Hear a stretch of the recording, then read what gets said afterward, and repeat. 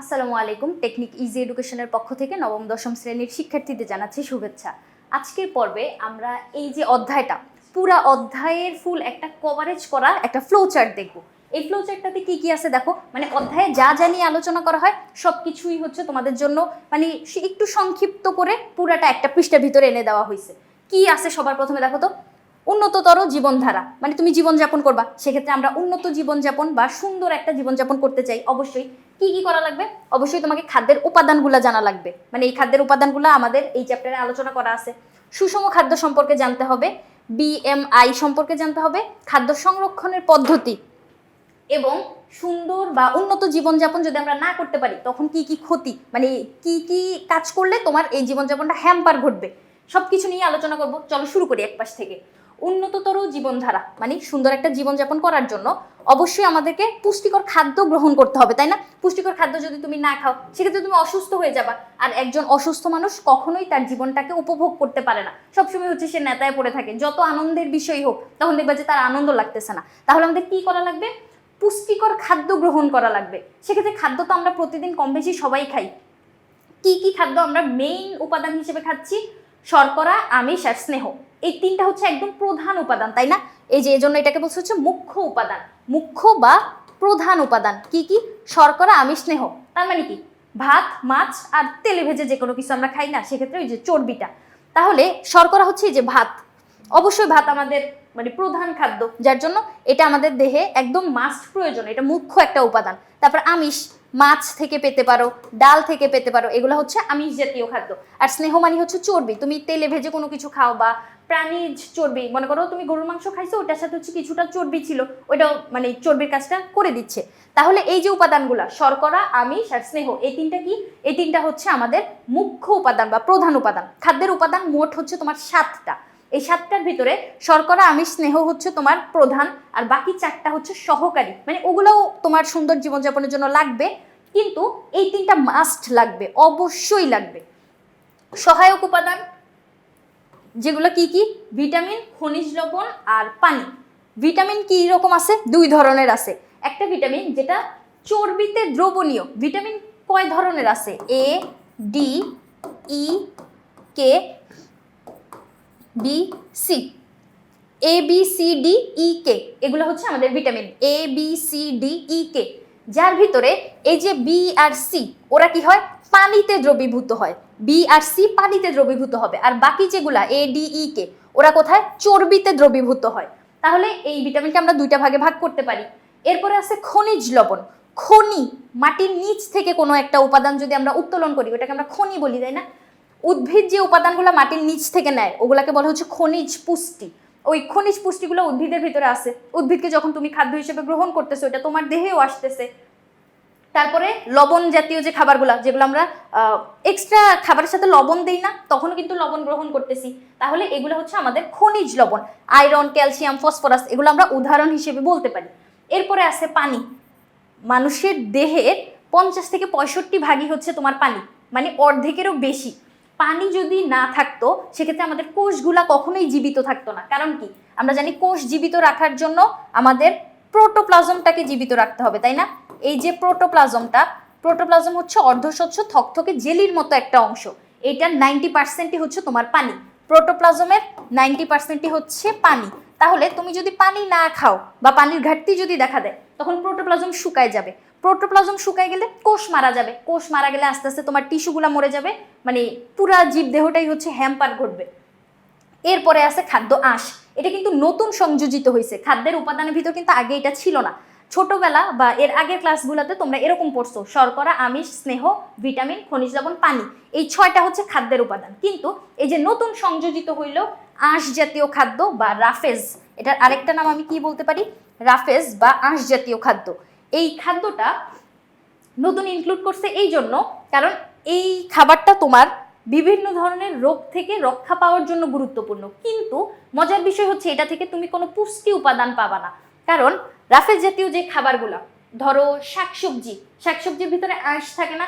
আমরা শাক যখন খাই, শাকের ডাটা যখন খাই, ডাটার শাক খাই না, ওগুলোর ভিতর কি থাকে? আঁশ থাকে, তাই না? এরপরে ধরো ফলমূল তুমি খোসা সহ খেয়ে ফেললা, খোসা সহ বলতে এখন আবার তরমুজের খোসা খাওয়া শুরু করে দিও না। ধরো আপেল, আপেলের তো তুমি ওই যে উপরে যে পাতলা চামড়াটা তুমি খেয়ে ফেলতে পারবা, কমলার উপরে যে চিকন চিকন আঁশ থাকে ওগুলো তুমি খেয়ে ফেলতে পারতেছো। এরকম ফলমূল আঁশ সহ খেয়ে ফেলা, অথবা শাকসবজি, এগুলোতে হচ্ছে তোমার আঁশ জাতীয় মানে আঁশ জাতীয় উপাদান বেশি থাকে। ওইগুলোর ভিতরে পুষ্টি উপাদান যেটা থাকে সেটা হচ্ছে তোমার সেলুলোজ। কি থাকে? সেলুলোজ থাকে। এখন সেলুলোজ যে উপাদানটা, এটাকে ভাঙার জন্য যে এনজাইমটা কাজ করে ওইটার নাম হচ্ছে সেলুলেজ এনজাইম।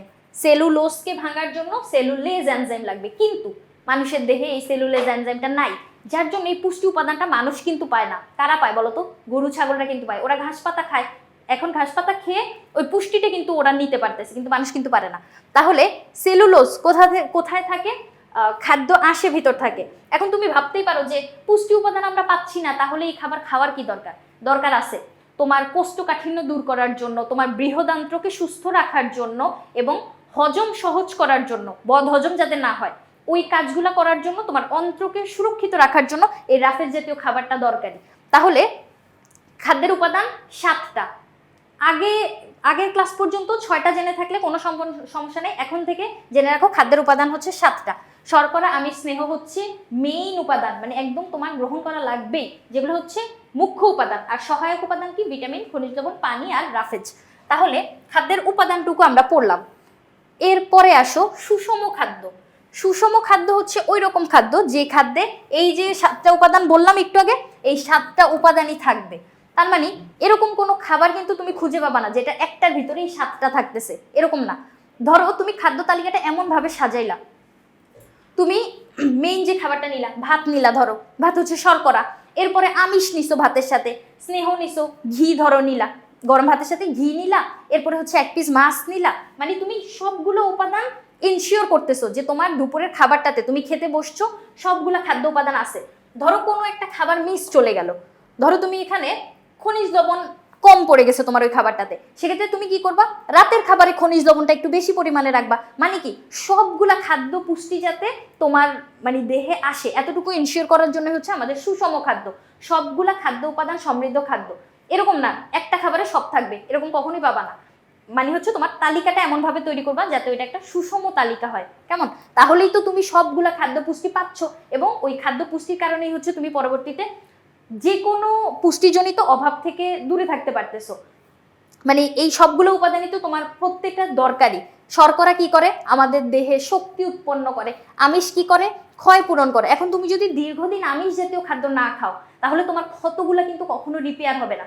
যার জন্য সুন্দর একটা জীবনযাপন করার জন্য, উন্নততর জীবনযাপন করার জন্য আমাদের সুষম খাদ্য গ্রহণ করা লাগবে। এরপরে আসো বিএমআই। বিতে হচ্ছে বডি, এমতে হচ্ছে ম্যাস, আর আইতে হচ্ছে ইন্ডেক্স। কি বললাম? বডি, মাস, ইন্ডেক্স। আমি যদি ফুল ফর্মটা লিখি এরকম, বডি, মাস, ইন্ডেক্স। এখন ম্যাস মানে কি বলতো? ম্যাস মানে হচ্ছে ভর। তাহলে এই জায়গাটায় আমাদের কি হবে? তুমি কতটুকু লম্বা, মানে তোমার উচ্চতার উপর ভিত্তি করে তোমার দেহে কতটুকু ওজন থাকা প্রয়োজন, এইটা আমরা নির্ণয় করতে পারি। মেইনলি হচ্ছে তোমার তুমি কতটুকু মোটা বা স্থূল, এই স্থূলতার পরিমাণটা আমরা নির্ণয় করতে পারি হচ্ছে বিএমআই এর মাধ্যমে। এইখানে আমাদের 2টা মান শুধু লাগবে। তুমি আমাকে তোমার ওজনটা বলবা এবং তোমার উচ্চতাটা বলবা, তাহলেই আমি তোমাকে তোমার বিএমআইটা বের করে দিতে পারবো। বিএমআই বের করার মাধ্যমে আমরা বুঝতে পারি যে তোমার উচ্চতা অনুযায়ী তোমার ভরটা ঠিক আছে কিনা, মানে তোমার ওজনটা। ভর বলতে তো আমরা ওজন বুঝতেছি, কারণ কি? ভরের সাথে ভরকে কি করে? নিচের দিকে পৃথিবী টানতেছে, গ্র্যাভিটেশনাল ফোর্স।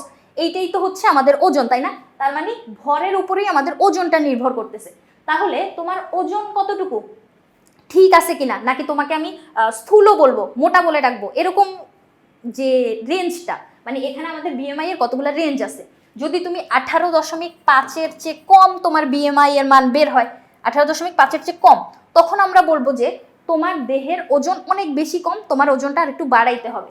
এরপরে 18.5 থেকে যদি 24.9 এই রেঞ্জের ভিতর যদি থাকে, তখন আমরা বুঝতে পারবো যে তোমার উচ্চতা অনুযায়ী তোমার ওজনটা ঠিক আছে, পারফেক্ট ওজনের ভিতর আসো।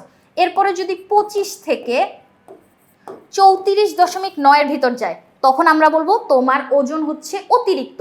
এরকম যে রেঞ্জগুলা তুমি বিএমআই বের করার পরে এই রেঞ্জের ভিতর তাকাইলেই হচ্ছে বুঝতে পারবা তোমার ওজন পারফেক্ট নাকি মানে আরেকটু কমাইতে হবে নাকি বাড়াইতে হবে, ব্যায়াম করা লাগবে নাকি খাদ্যাভ্যাসের পরিবর্তন করা লাগবে, এই সিদ্ধান্তে আমরা যাইতে পারি।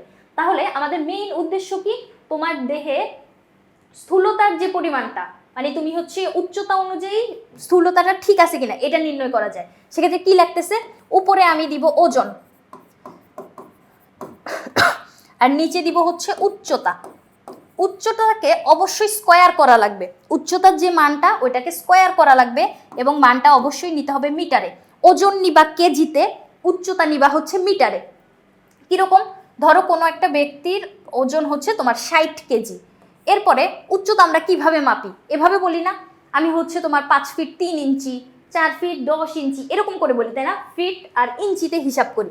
সেক্ষেত্রে এই যে প্রশ্নে যদি তোমার 4 ফিট 10 ইঞ্চি এরকম দিয়ে দেওয়া থাকে, তোমাকে কি করা লাগবে, এটা কনভার্ট করে মিটারে নিয়ে আসা লাগবে, কারণ আমাদের সূত্রতে মিটারে মান বসানো লাগবে।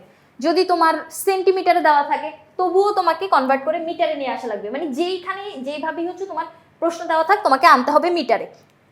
মিটারে কনভার্ট করে আনার পরে ধরো আসলো 1.67, এইটাকে অবশ্যই বর্গ করা লাগবে। এই জায়গাটা খেয়াল রাখবা, এই ছোট্ট বর্গটা কিন্তু অনেকেই খেয়াল করে না, বা খেয়াল করলেও ক্যালকুলেটর চাপার সময় ওখানে বসায় না, মানে এরকমভাবে এই ছোট্ট যে স্কোয়ারটা এটা কিন্তু অনেকভাবে মিস চলে যায়, যার জন্য এখানে কেয়ারফুল থাকো। ওজন কেজিতে নিবা, উচ্চতা মিটারে নিবা, নেওয়ার পরে ভাগ করবা, কিন্তু উচ্চতাটার এখানে অবশ্যই একটা স্কোয়ার, ছোট্ট একটা স্কোয়ার দেখো এটা কিন্তু দেওয়া লাগবে। তাহলে এভাবে করে ধরো আমি বিএমআই এর মানটা নির্ণয় করলাম, ওই মান দেখে আমি বুঝতে পারবো আমি স্থূলতার সঠিক মানে রেঞ্জের ভিতর আসি কিনা।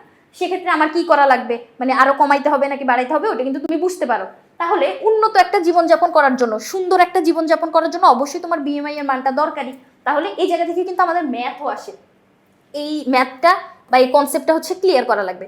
এরপরে এই যে খাদ্য বললাম, উন্নত জীবনযাপনের জন্য খাদ্য দরকারি।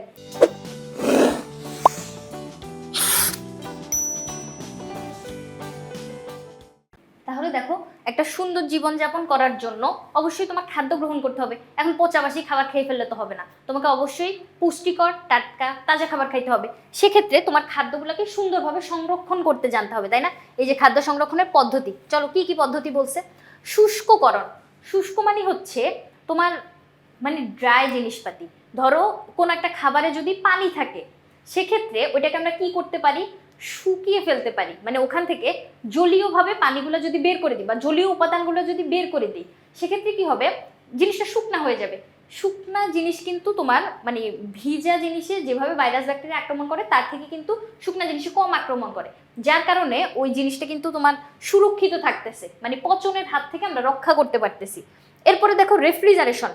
রেফ্রিজারেশন বলতে হচ্ছে তোমার ওই যে বড় হিমাগারের ভিতরে আমরা পেঁয়াজ আলু এগুলো মজুত করে রাখতে দেখি না, মানে বড় একটা কোল্ড স্টোরের মতো, পুরো একটা ঘর ধরো, মানে পুরাটা হচ্ছে তোমার ফ্রিজের মতো, ওইখানে তুমি অল্প টেম্পারেচারে যে কোনো খাবার সংরক্ষণ করে রাখতে পারতেছো।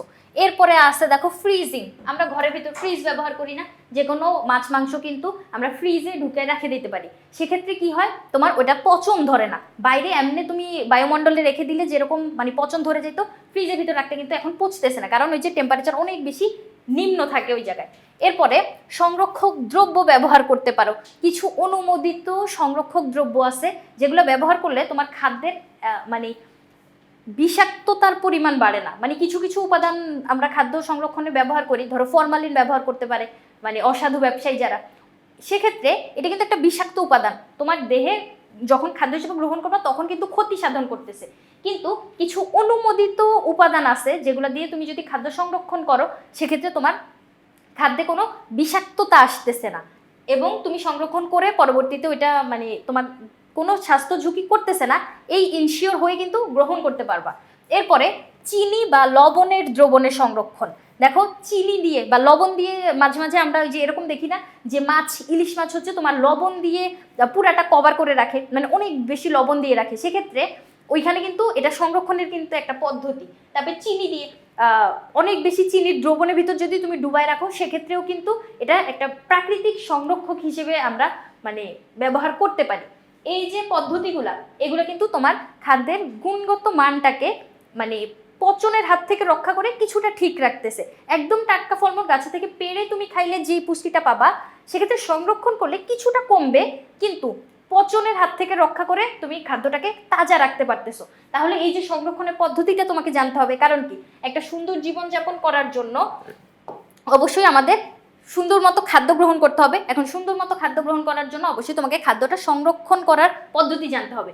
এরপরে আসো, এরপরে কি দেওয়া আছে, কতগুলা ক্ষতি, মানে খাদ্যাভ্যাস তুমি নিচ্ছ, সুন্দর একটা জীবনযাপন করতেছো, কিন্তু এই কাজগুলা যদি মাঝখানে করে ফেলো সেক্ষেত্রে তোমার জীবন হচ্ছে মানে অনেক বেশি কি বলবো খারাপের দিকে যাইতে থাকবে। সেক্ষেত্রে ধূমপান সবার প্রথমে একদম সূচনা, যেটা তোমাদের বয়সের ছেলেমেয়েরা এটা এখানে বেশি জড়ায় যায়। সে কি হয়, এই যে মনে করো বন্ধুরা আড্ডা দিচ্ছ, হুট করে একজন বলে উঠলো যে দেখি চ্যালেঞ্জ 2টা দিয়ে দেখা দেখি, এরকম কিন্তু চ্যালেঞ্জ একসেপ্ট করা যাবে না। হয়তো ওই চ্যালেঞ্জটাতে তুমি হেরে যাও, সমস্যা নেই, হেরে গিয়ে তুমি কিন্তু জিতে যাচ্ছ। কারণ এই যে ধূমপানটা তুমি আজকে 2 টান দিছো বন্ধুদের প্ররোচনায় পড়ে, পরবর্তীতে আবার ধরো 2 টান, এরকম করতে করতে কিন্তু একসময় দেখবা নেশা হয়ে গেছে। যখন তোমার ধূমপানের নেশাটা হয়ে যাবে, ধূমপানের যে নিকোটিনটা ওইটা তোমার রক্তে যখন মিশে যাবে, তখন ওইটা তো মানে রক্ত তো আমাদের পুরা দেহে ফ্লো করে, ওই পুরা দেহকেই সে ক্ষতিগ্রস্ত করবে। রক্ত যখন হার্টে পাম্প হইতে যাবে, হার্টকে ক্ষতিগ্রস্ত করবে। রক্ত যখন কিডনিতে পরিশুদ্ধ হইতে যাবে, তখন কিডনিকে ক্ষতিগ্রস্ত করবে। ওই নিকোটিনটা যখন গ্যাসের মাধ্যমে তোমার লাংসে যাবে, ফুসফুসকে ক্ষতিগ্রস্ত করবে। এরকম রক্ত আবার প্রবাহিত হচ্ছে পুরা দেহে, তখন ওই কোষগুলাকেও ক্ষতিগ্রস্ত করবে, ব্রেইন সেলগুলাকে মেরে ফেলবে। তাহলে এই যে ধূমপান দেখো ছোট্ট একটা জিনিস মনে হচ্ছে যেন কি হয়েছে, ধোঁয়াই তো, কিন্তু এটা তোমার শরীরে কিন্তু অনেক ধরনের সমস্যা তৈরি করতে পারে। এরপরে মাদকাসক্তি, যেটা মানে মাদকের প্রতি আসক্তি, বারবার মাদক গ্রহণের যে ইচ্ছাটা, এটাতে যদি তুমি জড়ায় যাও সেক্ষেত্রে তোমার দেহের তো মানে শারীরিক ক্ষতি তো হবেই, সেক্ষেত্রে মানসিক বৈকল্যও সৃষ্টি হবে। কারণ কি, এই যে তোমার ব্রেন সেলগুলা, এটা আমাদের পুরো বডিটাকে, আমাদের চিন্তা চেতনাটাকে সুন্দর রাখতেছে, কিন্তু যখন তুমি এই মাদকদ্রব্য গ্রহণ করবা তখন তোমার ব্রেন সেলগুলো ড্যামেজ হয়ে যেতে থাকবে, তুমি স্বাভাবিক কাজকর্ম সুন্দরভাবে করতে পারবা না। সেক্ষেত্রে এটা তোমার সামাজিক, পারিবারিক এবং অর্থনৈতিক সব জায়গায় হচ্ছে তোমার প্রভাব ফেলবে। প্রভাবটা অবশ্যই ক্ষতিকর হবে। তোমার ব্যক্তিগত জীবনকে যেরকম নষ্ট করতেছে, এরকম একজন ব্যক্তি নিয়ে তো আর সমাজ গঠিত হয় না, আমরা তো অনেকজন মানুষ একসাথে সমাজে মিলেমিশে বসবাস করি।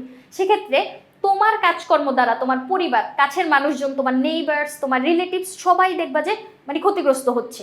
সেক্ষেত্রে এই যে মাদকাসক্তিটা, এটা কিন্তু আমাদের সমাজের জন্য অনেক ভয়ঙ্কর একটা অভিশাপ, যেটাতে অবশ্যই আমাদের মানে জড়ানো থেকে বিরত থাকতে হবে। এখন তুমি নিজে যদি শুধু মানে এটা থেকে বিরত থাকো, যে তুমি জানো মাদকাসক্তি মানে অনেক ক্ষতিকর, মাদক গ্রহণ করলে তোমার শারীরিক মানসিক সব ধরনের ক্ষতি হইতে পারে, তুমি এখন অনেক সচেতন থাকলা, কিন্তু শুধু তুমি সচেতন থাকলে তো হবে না, কারণ একজনকে নিয়ে তো আমাদের সমাজ না। কাউকে যদি দেখো এক্ষেত্রে অবশ্যই তাকে সচেতন করবা, এবং বন্ধুদের প্ররোচনায় যে বন্ধুটা প্ররোচিত করতেছে তাকে অবশ্যই থামানোর চেষ্টা করবা বা বুঝাবা, মানে সচেতনতা সৃষ্টি করার চেষ্টা করবা। এরপরে আসো এইডস।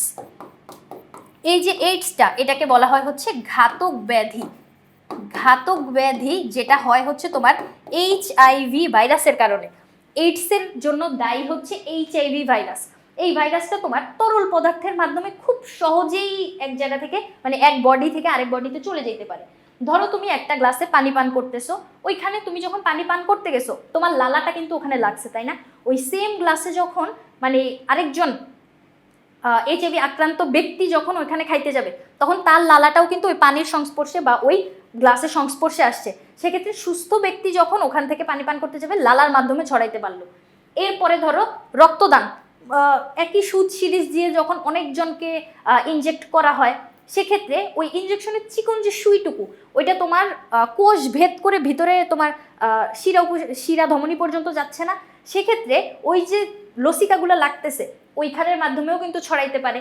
এরপরে তোমার ব্যবহার্য জিনিস, ধরো নাপিতের কাছে গেছো, একই খুর দিয়ে উনি মাথা মুন্ডন করতেছে, সেক্ষেত্রে ওই যে কোনো HIV আক্রান্ত ব্যক্তির মাথা মুন্ডন করার পরে যদি একজন সুস্থ ব্যক্তির ক্ষেত্রে ব্যবহার করা হয়, সেক্ষেত্রে কিন্তু এটা ওই সুস্থ ব্যক্তির কাছে এই HIV ভাইরাসটা চলে আসতে পারে।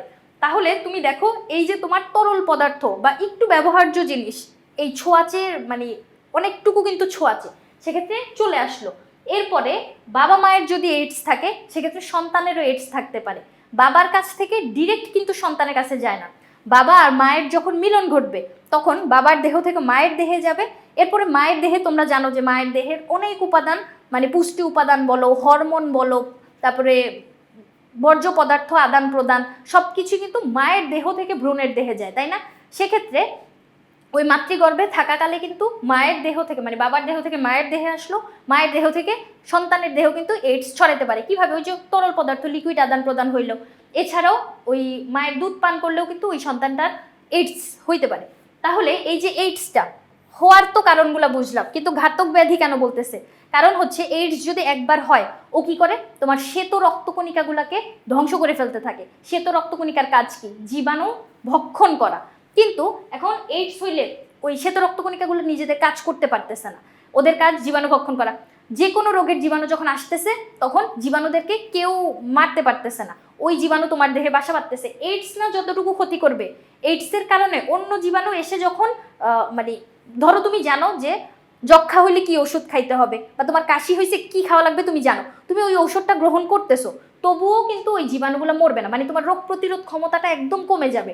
তাহলে ওই জীবাণু তোমার দেহে বাসা বেঁধে গেল। এখন একটা রোগ যখন বাসা বাঁধে দেখবা যে বাকি রোগগুলোও তোমাকে হচ্ছে কাবু করে ফেলতেছে। এরকম অনেকগুলো রোগ যখন তোমার দেহে বাসা বাঁধবে, ওই এইচআইভি ভাইরাসের কারণে তুমি যতটুকু না ক্ষতিগ্রস্ত হবা, ওই রোগগুলাই মানে অনেকগুলো রোগ মিলে তোমাকে হচ্ছে মৃত্যুর কাছে নিয়ে যাবে। আর এটার কোনো প্রতিষেধক নাই, কোনো ঔষধ নাই, যার জন্য এটাকে ঘাতক ব্যাধি বলা হয়। তাহলে সুন্দর জীবনযাপন করার জন্য অবশ্যই আমাদেরকে এই রোগগুলা থেকে বা এই যে সমস্যাগুলা, সমাজের যে অভিশাপগুলা, এগুলো থেকেও অবশ্যই দূরে থাকতে হবে। তাহলে এই যে সব কথাবার্তা, এই সব কিছুই আমার লাগবে হচ্ছে উন্নত একটা জীবনযাপন করার জন্য। তাহলে এই যে এই অধ্যায়ের ফুল কভারেজ আমরা এই ছোট্ট ফ্লো চার্টের মাধ্যমে দেখে ফেললাম। ফ্লো চার্টটা আমি বর্ণনা করে দিচ্ছি, আরও বর্ণনা আছে যেগুলো আমরা পরের পর্বগুলোতে জানবো। তাহলে পরবর্তী পর্ব দেখার আমন্ত্রণ রইল। ধন্যবাদ সবাইকে।